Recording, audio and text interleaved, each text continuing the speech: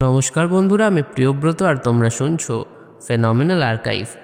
আর আজ তোমাদের জন্য আমার চ্যানেলের বিশেষ নিবেদন, আমারই লেখা একটা গল্প যার নাম হচ্ছে ক্ষুদিত বৃক্ষ।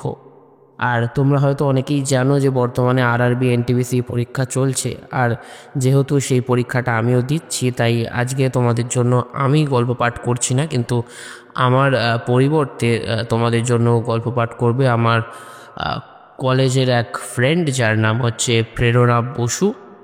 এবার সে অনেক কষ্ট করে এই গল্পটা তোমাদের জন্য আজকে পাঠ করেছে। একবার শুনে দেখো, আশা করছি তোমাদের ওর গল্প পাঠ খুবই ভালো লাগবে। আর বেশি কথা বাড়াচ্ছি না, তো শুরু হচ্ছে আমার চ্যানেলের আজকের বিশেষ নিবেদন, প্রিয়ব্রত মুখার্জির লেখা এবং প্রেরণা বসুর পাঠ করা গল্প ক্ষুদিত বৃক্ষ।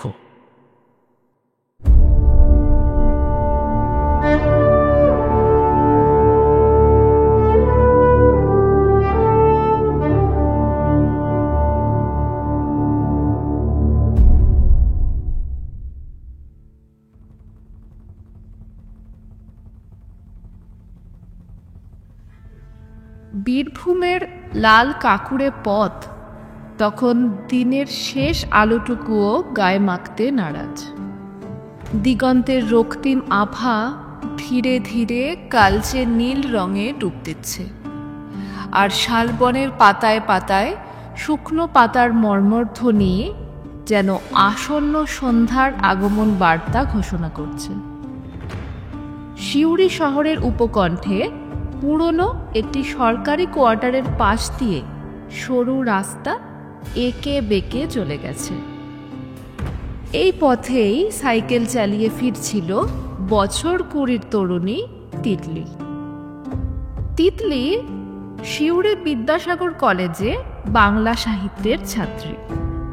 দিনের বেলা কলেজের ক্লাস আর বন্ধুদের সাথে হাসি ঠাট্টার পর এই নির্জন পথটা তার একেবারেই পছন্দ নয়। বিশেষ করে আজ কৃষ্ণপক্ষের প্রায় অন্ধকার রাতে চারপাশটা কেমন যেন রহস্যময় লাগছিল। রাস্তার দুপাশে দীর্ঘ ঝোপঝাড়, তাদের কালো ছায়া পথের উপর লম্বা হয়ে শুয়েছিল, যেন কোনো অশরীরী হাত তাকে টেনে ধরার জন্য অপেক্ষা করছে। আজ কলেজে একটি পুরনো লোককথা নিয়ে আলোচনা হচ্ছিল। বীরভূমের আনাচে কানাচে ছড়িয়ে থাকা কত না অলৌকিক গল্প। কেউ বলে রাতের বেলা নাকি জঙ্গলের পথে সাদা শাড়ি পরা এক মহিলাকে দেখা যায়, যে পথিকের কাছে জল চেয়ে মুহূর্তের মধ্যে হাওয়ায় মিলিয়ে যায়। আবার কারো মতে অমাবস্যার রাতে নাকি শ্মশান ঘাটের কাছে কান্নার আওয়াজ ভেসে আসে।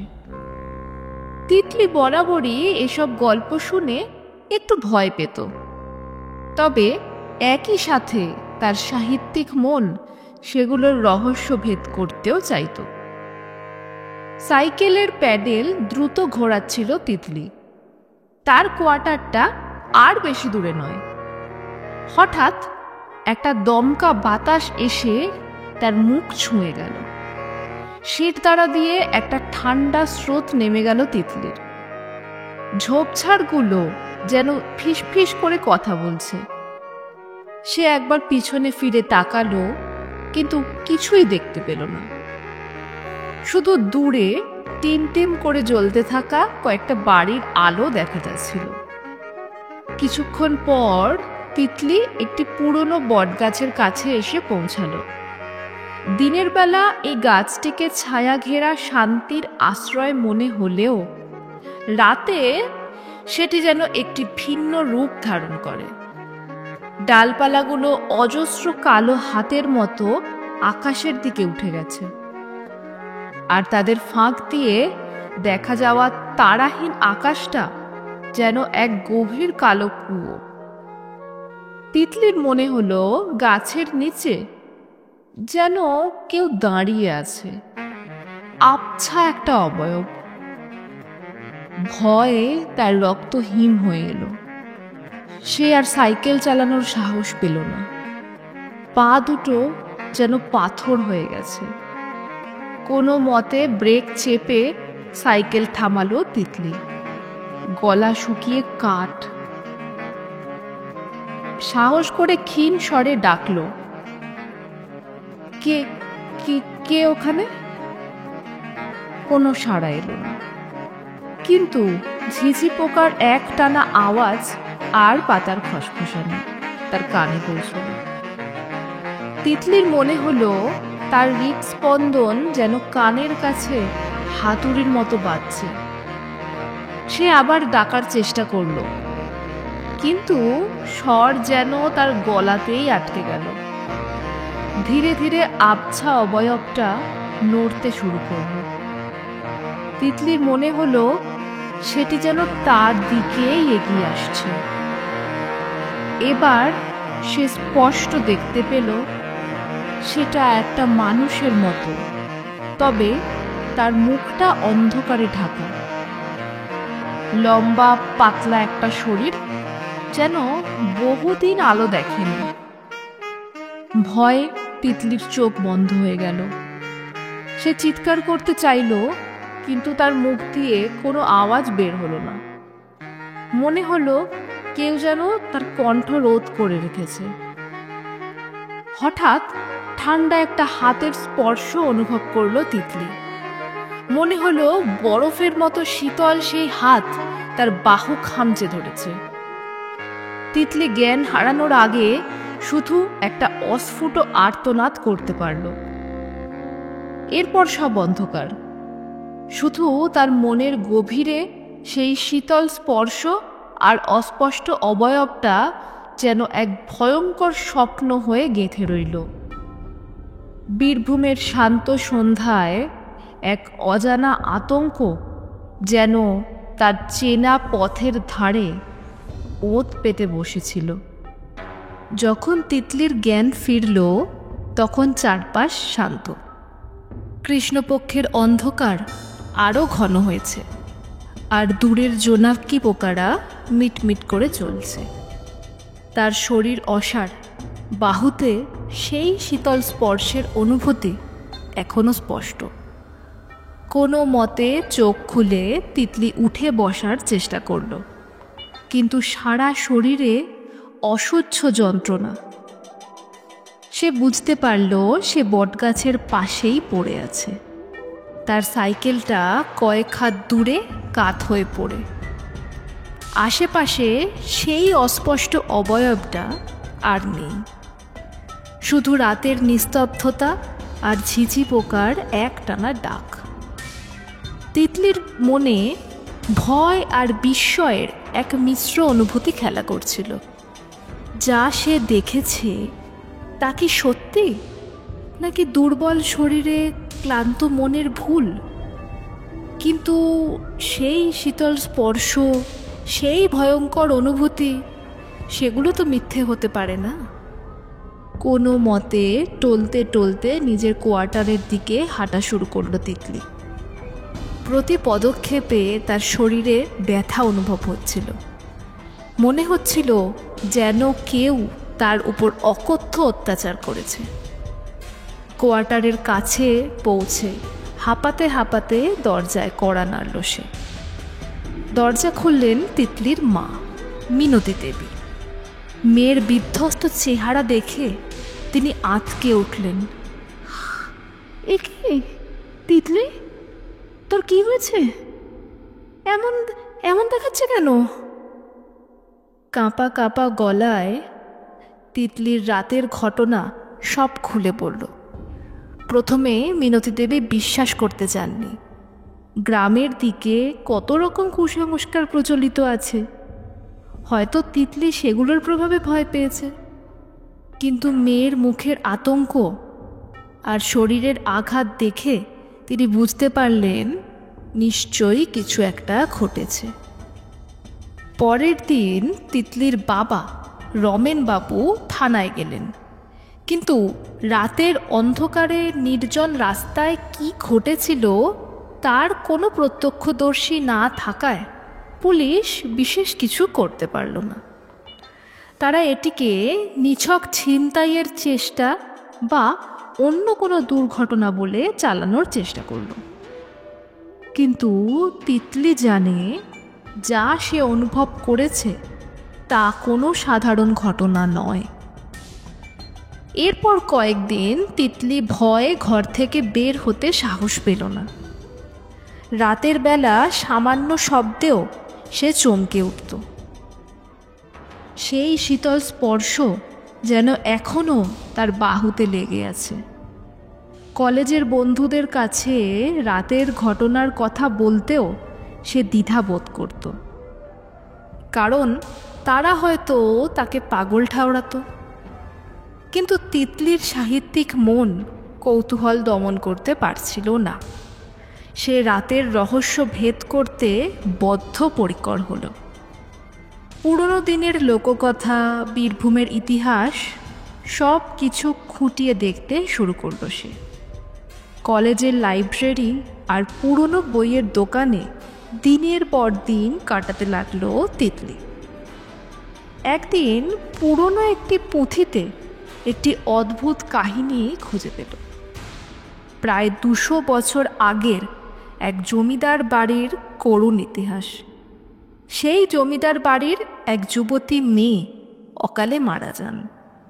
শোনা যায় তার আত্মা নাকি আজও রাতের বেলা সেই এলাকার আশেপাশে ঘুরে বেড়ায়, একা পথিকদের কাছে সাহায্য চায়। কেউ যদি তার ডাকে সাড়া না দেয় তবে নাকি সে অভিশাপ দেয়।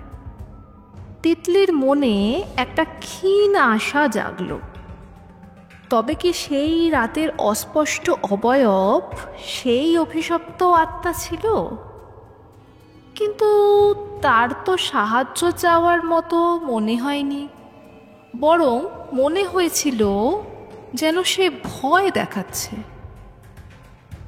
কয়েকদিন পর তিতলি আবার সেই বটগাছের কাছে গেল। দিনের আলোয় গাছটিকে আর তেমন ভয়ানক মনে হলো না, তবে রাতের সেই শীতল স্মৃতি এখনও তার মনে কাঁটা হয়ে বিঁধে ছিল।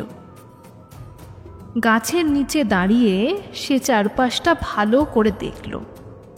ঝোপঝাড়ের পাশে কিছু শুকনো পাতা আর ভাঙা ডালের স্তূপ ছাড়া আর কিছুই চোখে পড়ল না। হঠাৎ তার চোখ গেল একটা গাছের পুরনো বিবর্ণ পাতায়। পাতাটার একপাশে অস্পষ্ট কিছু একটা লেখা। কৌতূহলী হয়ে পাতাটি তুলে নিল তিতলি। বহু ধুলো আর ময়লার আস্তরণে লেখাগুলো প্রায় মুছে গেছে, তবুও কয়েকটা অক্ষর সে পড়তে পারল। অপূর্ণ ইচ্ছা, মুক্তি। কথাগুলো যেন তিতলির হৃদয়ে ধাক্কা দিল। তবে কি সেই আত্মা কোনো অপূর্ণ ইচ্ছার ভারে মুক্তি চাইছে, আর রাতের অন্ধকারে একা পথিকদের কাছে সেটাই জানানোর চেষ্টা করে? কিন্তু কেন তার স্পর্শ এত শীতল আর ভয়ঙ্কর ছিল? তিতলির মনে আরও অনেক প্রশ্ন ভিড় করতে লাগলো। সেই রাতের রহস্য কি এত সহজে ভেদ করা যাবে? পাতাটির অস্পষ্ট অক্ষরগুলো তিতলির মনে এক নতুন কৌতূহলের জন্ম দিল। অপূর্ণ ইচ্ছা, মুক্তি, এই তিনটে শব্দ যেন এক গভীর রহস্যের ইঙ্গিত বহন করছে। সে বুঝতে পারছিল রাতের সেই ভয়ের অভিজ্ঞতা নিছক কোনো দুর্ঘটনা বা মনের ভুল ছিল না। এর শিকড় আরও গভীরে প্রথিত, সম্ভবত বীরভূমের কোনো পুরনো ইতিহাসের সঙ্গে যুক্ত। পরের কয়েকদিন তিতলি সেই জমিদার বাড়ির ইতিহাস জানার জন্য আরও উৎসুক হয়ে উঠল।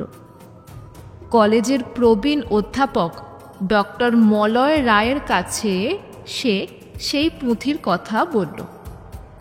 ডক্টর রায় বীরভূমের লোককথা ও পুরনো ইতিহাস নিয়ে অনেক গবেষণা করেছেন। পুঁথির অংশ শুনে তিনি কিছুক্ষণ চিন্তিত মুখে তাকিয়ে রইলেন।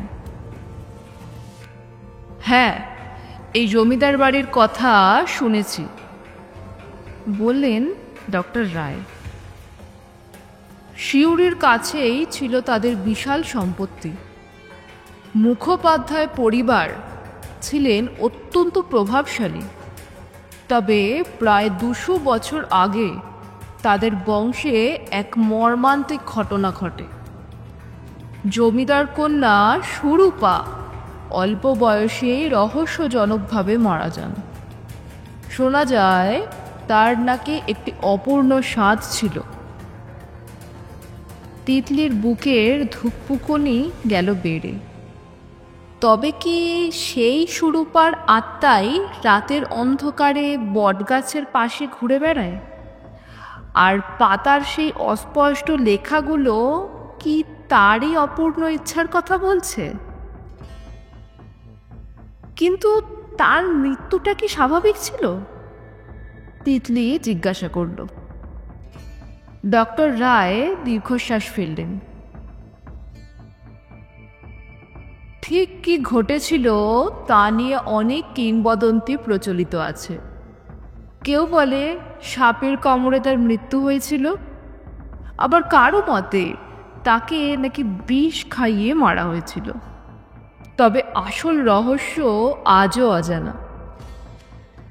তিতলি আরও জানতে চাইল সুরূপার কোনো বিশেষ ইচ্ছার কথা শোনা যায় কিনা। ডক্টর রায় কিছুক্ষণ স্মৃতি হাতড়ালেন। হ্যাঁ হ্যাঁ, মনে পড়েছে। সুরূপা নাকি একজন শিল্পীকে ভালোবাসতেন, কিন্তু তাদের সম্পর্ক জমিদার বাড়ির লোকেরা মেনে নেয়নি। শোনা যায় তাদের দুজনের অকাল মৃত্যু হয়। কথাটা শুনে তিতলির মনে একটা গভীর বেদনা অনুভব হলো। তবে কি সুরূপার সেই অসমাপ্ত প্রেমই তার অপূর্ণ ইচ্ছা, যা আজও তার আত্মাকে শান্তি দিতে দিচ্ছে না? আর সেই মুক্তি, হয়তো সে তার ভালোবাসার মানুষের আত্মার সঙ্গ চাইছে। এই নতুন তথ্য তিতলির মনে এক আলোড়ন সৃষ্টি করল। সে সিদ্ধান্ত নিল সুরূপার সেই অপূর্ণ ইচ্ছার রহস্যভেদ সে করবে। তার মনে হলো রাতের সেই শীতল স্পর্শ আর ভয়ের অনুভূতি যেন তাকে অভিশপ্ত আত্মার কষ্টের ভাগিদার করে তুলেছে। এরপর তিতলি সেই পুরনো জমিদার বাড়ির ধ্বংসস্তূপের খোঁজে বের হলো। সিউড়ি শহরের উপকণ্ঠে জঙ্গলের গভীরে নাকি এখনও একটি ভগ্ন প্রায় অট্টালিকার কিছু অংশ টিকে আছে বলে শোনা যায়। স্থানীয় কয়েকজন বৃদ্ধের কাছে সে সেই জায়গার ঠিকানা জানতে পারল। একদিন সকালে তিতলি একাই বেরিয়ে পড়ল সেই রহস্যময় জায়গার সন্ধানে। কাঁকর বিছানো পথ, ঘন জঙ্গল পেরিয়ে অবশেষে সে এক খোলা জায়গায় এসে পৌঁছালো। সেখানে কালের সাক্ষী হয়ে দাঁড়িয়ে আছে এক প্রাচীন জমিদার বাড়ির ধ্বংসাবশেষ। ইটের গাঁথনি ভেঙে পড়েছে, দেওয়ালের পলেস্তারা খসে পড়েছে, আর আগাছার জঙ্গল চারিপাশ গ্রাস করে নিয়েছে। চারিদিকে এক নীরব বিষণ্ণ পরিবেশ, যেন বহু বছর ধরে এখানে কোনো মানুষের পায়ের ধুলো পড়েনি। তিতলির মনে এক অদ্ভুত অনুভূতি হলো, যেন কোনো এক অতীত যুগের দীর্ঘশ্বাস এখনও এই ধ্বংসস্তূপের আনাচে কানাচে ঘুরে বেড়াচ্ছে। সে সাবধানে ভাঙা দেওয়ালের পাশে ঘুরতে লাগলো। একসময় সে একটি পুরনো পুকুরের ধারে এসে পৌঁছালো। পুকুরটি এখন আগাছা আর শ্যাওলায় ভর্তি, তবে এককালে হয়তো একটি জমিদার বাড়ির সৌন্দর্য বৃদ্ধি করত। পুকুরের পাড়ে একটি ভাঙা বাঁধানো ঘাট। তিতলির মনে হলো এখানেই হয়তো সুরূপা তার ভালোবাসার মানুষের সাথে সময় কাটাতেন। হঠাৎ তিতলির চোখ পড়ল পুকুরের ধারে পড়ে থাকা একটি পুরনো পাথরের উপর। পাথরটির গায়ে আবছা করে একটি নাম খোদাই করা, ভাস্কর, আর তার পাশে একটি অর্ধনির্মিত ফুলের নকশা। তিতলির হৃদয়ে যেন মুহূর্তের জন্য থেমে গেল। ভাস্কর, তবে কি এটাই ছিল সুরূপার সেই শিল্পীর নাম? আর সেই ফুলের নকশা হয়তো তাদের অসমাপ্ত ভালোবাসার প্রতীক। সে আরও কিছুক্ষণ সেই ধ্বংসস্তূপের আশেপাশে ঘুরে বেড়ালো। ভাঙা মন্দিরের চূড়া, অন্ধকার কুঠুরি, সব কিছুতেই সে এক করুণ ইতিহাস লুকিয়ে থাকতে দেখল। তিতলির মনে হলো সুরূপার আত্মা আজও এই ভগ্নস্তূপের আনাচে কানাচে তার অপূর্ণ প্রেমের বেদনা নিয়ে ঘুরে বেড়াচ্ছে। সন্ধ্যা ঘনিয়ে আসছিল। তিতলি বুঝতে পারছিল এবার তাকে ফিরতে হবে, কিন্তু ফিরে যাওয়ার আগে সে সেই পুকুর পাড়ের ধারে আবার গেল। ভাঙা ঘাটের পাশে দাঁড়িয়ে সে আকাশের দিকে তাকালো। দিগন্তে রক্তিম আভা, আর দূরে শালবনের মাথায় সন্ধ্যার আবছা আলো। হঠাৎ ঠান্ডা একটা বাতাস তার গা ছুঁয়ে গেল।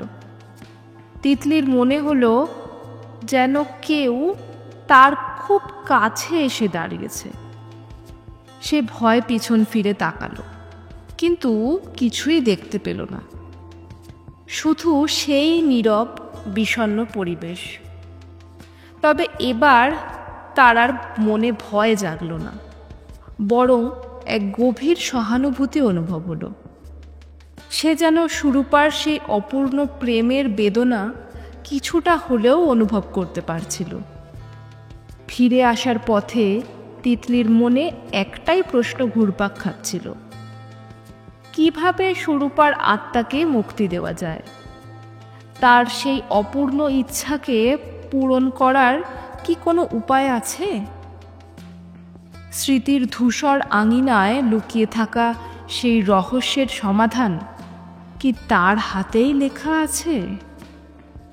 সুরূপার অপূর্ণ ইচ্ছার সূত্র খুঁজে পাওয়ার পর তিতলির মনে এক নতুন সংকল্প জন্মালো। সেই অভিশপ্ত আত্মাকে শান্তি এনে দিতে হবে, এই ভাবনা তার দিন রাতের সঙ্গী হয়ে উঠল। সে বুঝতে পারছিল সুরূপার মুক্তি তার অসমাপ্ত প্রেমের পূর্ণতার মধ্যেই নিহিত, আর সেই প্রেমের নীরব সাক্ষী হয়ে আজও দাঁড়িয়ে আছে পরিত্যক্ত জমিদার বাড়ির ধ্বংসস্তূপ আর পুকুরের পাড়ে পড়ে থাকা ভাস্করের নাম খোদাই করা পাথরটি। পরের কয়েকদিন তিতলি ভাস্করের বিষয়ে তথ্য সংগ্রহের চেষ্টা করল। ডক্টর রায়ও তাকে সাহায্য করলেন। পুরনো দিনের নথি, স্থানীয় লোককথা সব কিছু তন্ন তন্ন করে খোঁজা হলো। অবশেষে জানা গেল ভাস্কর ছিলেন জমিদার বাড়িরই একজন সাধারণ শিল্পী। সুরূপার রূপে মুগ্ধ হয়ে তিনি তার অসংখ্য ছবি এঁকেছিলেন। তাদের মধ্যে গভীর ভালোবাসার সম্পর্ক গড়ে উঠেছিল, যা জমিদার পরিবারের চোখে ছিল ঘোরতর অপরাধ। তাদের করুণ পরিণতির কথা জানতে পেরে তিতলির হৃদয় ব্যথায় ভরে উঠল। সমাজের নিষ্ঠুরতা কিভাবে দুটি নিষ্পাপ জীবন কেড়ে নিয়েছিল, সুরূপার আত্মা তাই আজও শান্তি পাচ্ছে না। তার ভালোবাসার স্মৃতি আঁকড়ে ধরে অন্ধকারে ঘুরে বেড়াচ্ছে। তিতলি সিদ্ধান্ত নিল সুরূপার অসমাপ্ত কাজ সে সম্পূর্ণ করবে। ভাস্কর যেমন তার তুলির টানে সুরূপার রূপ অমর করে রাখতে চেয়েছিলেন, তেমনি তিতলি তাদের ভালোবাসার গল্পকে মানুষের কাছে পৌঁছে দেবে। হয়তো সেই ভালোবাসার স্বীকৃতি সুরূপার আত্মাকে মুক্তি এনে দিতে পারে। একদিন তিতলি আবার সেই ধ্বংসস্তূপে গেল। সঙ্গে নিল তার স্কেচবুক আর পেন্সিল। পুকুর পাড়ে সেই ভাঙা ঘাটের পাশে বসে সে চারপাশের দৃশ্য নিজের খাতায় ফুটিয়ে তুলতে শুরু করল। ভগ্ন দেওয়াল, আগাছায় ঢাকা প্রাঙ্গণ আর সেই বিষণ্ণ পুকুর, সবকিছু যেন এক করুণ কাহিনীর নীরব সাক্ষী। ছবি আঁকতে আঁকতে তিতলির মনে সুরূপা আর ভাস্করের সেই না বলা প্রেমের অনুভূতিগুলো জীবন্ত হয়ে উঠল। সে যেন দেখতে পাচ্ছিল পূর্ণিমার রাতে ঘাটের পাশে বসে তারা একে অপরের হাতে হাত রেখে ভবিষ্যতের স্বপ্ন দেখছে। শিল্পীর তুলি আর প্রেমিকার মুগ্ধ দৃষ্টি, এই দুটোই তাদের ভালোবাসার ভাষ্য ছিল। হঠাৎ তিতলির মনে হলো কেউ যেন তার পাশে এসে দাঁড়িয়েছে। সে চমকে মুখ তুলে তাকালো, কিন্তু কিছুই দেখতে পেল না। তবে এবার তার আর ভয় হলো না, বরং মনে হলো সুরূপার আত্মা যেন তার কাছাকাছি আছে, তার কাজের নীরব দর্শক। সে আবার ছবি আঁকতে শুরু করলো। তার তুলির টানে ধীরে ধীরে সেই ধ্বংসস্তূপ এক রূপ পেতে লাগলো। সে আঁকলো সুরূপার মুখ, তার চোখে স্বপ্ন আর ভালোবাসা। সে আঁকলো ভাস্করের হাতের স্পর্শ আর তুলিতে রঙের মায়া। তাদের অসমাপ্ত প্রেমের প্রতিটি মুহূর্ত যেন তার ছবিতে জীবন্ত হয়ে উঠল। দীর্ঘক্ষণ ধরে ছবি আঁকার পর তিতলি ক্লান্ত হয়ে পড়ল। স্কেচবুক বন্ধ করে সে পুকুরের দিকে তাকালো। শান্ত জলের বুকে অস্তগামী সূর্যের শেষ আলো প্রতিফলিত হচ্ছে। চারপাশের নীরবতা যেন এক গভীর শান্তির বার্তা বহন করছে। হঠাৎ তিতলির নজরে পড়ল পুকুরের জলের ধারে একটি ছোট পাথরের টুকরো। সেটিকে তুলে নিতেই তার মনে হলো এর আকারটা যেন একটা অর্ধনির্মিত ফুলের মতো, ঠিক যেমনটি সেই পুরনো পাথরের গায়ে দেখেছিল। পাথরটি হাতে নিয়ে তিতলি কিছুক্ষণ চুপ করে বসে রইল। তার মনে হলো সুরূপা যেন তার মাধ্যমেই তার ভালোবাসার সেই অপূর্ণ ফুলটিকে সম্পূর্ণ করতে চাইছে। পরের দিন তিতলি কলেজ গেল এবং ডক্টর রয়ের কাছে তার অভিজ্ঞতার কথা বলল। ডক্টর রায় তার আঁকা ছবিগুলো দেখে অত্যন্ত মুগ্ধ হলেন। তিনি বুঝতে পারলেন তিতলি শুধু একজন শিল্পী নয়, তার মধ্যে এক গভীর সংবেদনশীল মনও রয়েছে। ডক্টর রায়ের পরামর্শে তিতলি সেই স্কেচবুক এবং সুরূপা ও ভাস্করের ভালোবাসার গল্প একটি স্থানীয় পত্রিকায় প্রকাশ করার সিদ্ধান্ত নিল। তার উদ্দেশ্য ছিল এই করুণ কাহিনী মানুষের কাছে পৌঁছে দেওয়া, যাতে সুরূপার আত্মা শান্তি পায়। পত্রিকায় সেই মর্মস্পর্শী কাহিনী প্রকাশিত হওয়ার পর চারদিকে এক আলোড়ন সৃষ্টি হলো। বহু মানুষ সেই জমিদার বাড়ির ধ্বংসস্তূপে ছুটে এলো। সুরূপা আর ভাস্করের অসমাপ্ত প্রেমের জন্য তাদের চোখে জল দেখা গেল। স্থানীয় শিল্পীরা এগিয়ে এলেন। তারা সেই ভাঙা ঘাটের পাশে একটি ছোট স্মৃতিস্তম্ভ তৈরি করলেন, যেখানে তিতলির আঁকা সুরূপার ছবি আর ভাস্করের নামটি খোদাই করা হলো। কিছুদিন পর এক পূর্ণিমা রাতে তিতলি আবার সেই বটগাছের কাছে গেল। আকাশ পরিষ্কার, চাঁদের আলোয় চারপাশ ভেসে যাচ্ছে। সেই অন্ধকার শীতল অনুভূতি আর নেই। ঝোপঝাড়গুলো শান্ত, আর পাতার মর্মর ধ্বনি যেন এক মিষ্টি গান গাইছে। তিতলি অনুভব করলো সেই অস্পষ্ট অবয়বটা আর সেখানে নেই, বরং এক শান্ত স্নিগ্ধ বাতাস তার চারপাশ ঘিরে রেখেছে। মনে হলো সুরূপার আত্মা যেন অবশেষে মুক্তি পেয়েছে, তার ভালোবাসার স্বীকৃতি পেয়েছে। পুকুরের ধারে গিয়ে তিতলি সেই অর্ধনির্মিত ফুলের পাথরটি জলে ভাসিয়ে দিল। চাঁদের আলোয় সেটি চিকচিক করে উঠল, যেন সুরূপার চোখের জল। তিতলির মনে এক গভীর শান্তি অনুভব হলো। সে বুঝতে পারল ভালোবাসার শক্তি সময়ের বাঁধ মানে না, আর সত্যিকারের প্রেম কখনো মরে না। বীরভূমের সেই নির্জন পথে পূর্ণিমার রাতে তিতলি একা দাঁড়িয়ে রইল। তার মনে সুরূপা আর ভাস্করের অমর প্রেমগাথা, আর সেই রাতের অমানিসার পদধ্বনি যেন এক নতুন আশার আলোয় বিলীন হয়ে গেল। তুলির শেষ টানে যেন এক অভিশপ্ত আত্মার মুক্তি ঘটল। সুরূপার আত্মার মুক্তির পর তিতলির জীবনে এক গভীর পরিবর্তন এলো। রাতের সেই ভয়ের স্মৃতি ধীরে ধীরে ফিকে হতে শুরু করলো। তার স্থানে জন্ম নিল এক শান্ত দৃঢ় বিশ্বাস। সে বুঝতে পারল মানুষের হৃদয়ের গভীরতম অনুভূতিগুলো সময়ের ঊর্ধ্বে বিরাজ করে, আর ভালোবাসার শক্তি সব অন্ধকারকে জয় করতে পারে। সেই ঘটনার পর তিতলি আরও বেশি করে সাহিত্য চর্চায় মনোনিবেশ করল।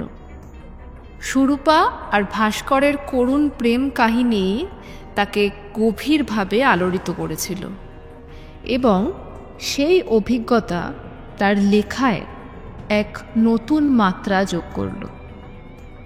তার গল্পগুলোতে ফুটে উঠত মানুষের হৃদয়ের আবেগ, বিরহ আর ভালোবাসার চিরন্তন আকাঙ্ক্ষা। বীরভূমের লোককথা আর পুরনো ইতিহাসের প্রতি তার আগ্রহ আরও বাড়ল, যেন সেই মাটির গভীরে লুকিয়ে থাকা না বলা কথাগুলোকে সে নিজের লেখনীর মাধ্যমে তুলে ধরতে চায়। সময় ধীরে ধীরে বয়ে গেল। তিতলি কলেজের পাঠ শেষ করে অধ্যাপনার কাজে যোগ দিল। তার ছাত্রছাত্রীদের কাছে সে শুধু সাহিত্যের শিক্ষিকাই ছিল না, বরং জীবনের গভীর সত্যের এক পথপ্রদর্শকও ছিল। সুরূপা আর ভাস্করের গল্প সে প্রায়ই তাদের শোনাতে ভালোবাসার অমরত্বের কথা বলতো। তার ক্লাসে এক নীরব সম্মোহন সৃষ্টি হতো। ছাত্রছাত্রীরা যেন এক অন্য জগতে হারিয়ে যেত। সিউড়ি শহরের সেই পুরনো সরকারি কোয়ার্টারটি তিতলির স্মৃতি বিজড়িত স্থান হয়ে রইল। রাতের বেলা সেই বটগাছের পাশ দিয়ে যাওয়ার সময় সে আর ভয় পেত না, বরং এক স্নিগ্ধ অনুভূতি তার মন ছুঁয়ে যেত, যেন সুরূপার আশীর্বাদ তার সঙ্গে রয়েছে। পুকুর পাড়ের সেই ভাঙা ঘাট আজও নীরব সাক্ষী হয়ে দাঁড়িয়ে থাকত, তাদের অসমাপ্ত প্রেমের নীরব গান গাইত। এক সন্ধ্যায় তিতলি জমিদার বাড়ির সেই ধ্বংসস্তূপের কাছে আবার গেল। ধ্বংসস্তূপটি এখন অযত্নে কিছুটা মলিন, তবে তার নীরবতা যেন আরও গভীর। অস্তগামী সূর্যের আলোয় ভগ্ন দেওয়ালগুলো সোনালি আভায় উদ্ভাসিত হয়ে উঠল। তিতলি কিছুক্ষণ সেখানে একা দাঁড়িয়ে রইল। হঠাৎ তার মনে হলো যেন কেউ তার নাম ধরে ডাকছে, এক সুদূর মিষ্টি কণ্ঠস্বর। সে চারদিকে তাকালো, কিন্তু কাউকে দেখতে পেল না। তবে সেই ডাক তার হৃদয়ের গভীরে অনুরণিত হলো, যেন বহু যুগের সঞ্চিত কোনো অব্যক্ত কথা। তিতলি অনুভব করল সুরূপার আত্মা যেন তার কাছাকাছি আছে, কৃতজ্ঞতা জানাচ্ছে। সেই অপূর্ণ প্রেম অবশেষে পূর্ণতা পেয়েছে।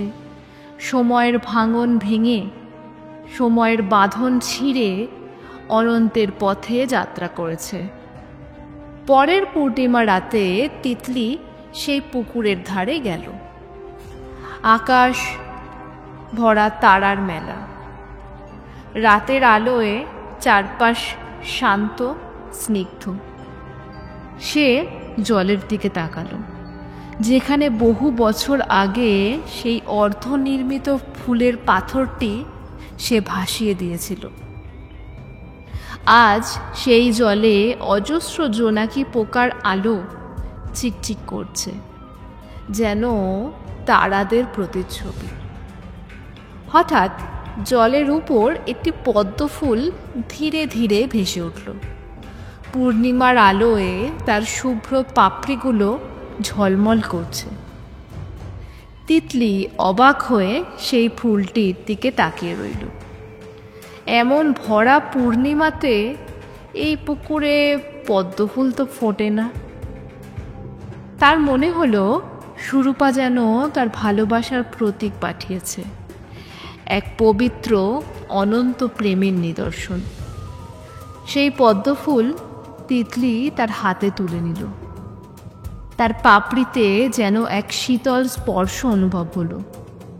তবে এবার সেই স্পর্শে ভয়ের কোনো চিহ্ন ছিল না, ছিল শুধু শান্তি আর কৃতজ্ঞতা। তিতলি সেই পদ্মফুলটিকে নিজের বুকের কাছে ধরল। তার চোখে জল চিকচিক করে উঠল। সে বুঝতে পারছিল সুরূপা আর ভাস্করের ভালোবাসা আজ সময়ের সীমা অতিক্রম করে এক অনন্ত যাত্রায় মিশে গেছে। তাদের অসমাপ্ত প্রেম তিতলির মাধ্যমে এক নতুন রূপ পেয়েছে, মানুষের হৃদয়ে চিরস্থায়ী স্থান করে নিয়েছে। বীরভূমের লাল কাঁকুড়ে পথ, শালবনের মর্মর ধ্বনি আর পূর্ণিমার রাতের নীরবতা, সব কিছু যেন সেই অনন্ত প্রেমের সাক্ষী হয়ে রইল। তিতলির জীবন সেই রহস্যময় রাতের ঘটনার পর আর আগের মতো রইল না। সে এক গভীর সত্যের সন্ধান পেয়েছিল। ভালোবাসা কখনো মরে না, শুধু সময়ের স্রোতে তার রূপ বদলায়। অনন্তের পথে তার যাত্রা অব্যাহত থাকে। আর সেই যাত্রায় কখনো কখনো কোনো সাধারণ মানুষও এক অসাধারণ কাহিনীর অংশীদার হয়ে ওঠে, যেমন তিতলি হয়েছিল।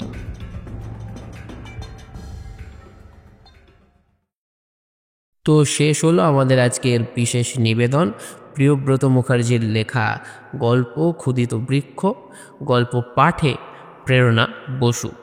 আজকের এই গল্পটা যদি তোমাদের ভালো লেগে থাকে তাহলে অতি অবশ্যই লাইক এবং কমেন্ট করবে, আর নিজের বন্ধুদের সাথে খুব খুব খুব শেয়ার করবে আজকের এই ভিডিওটা।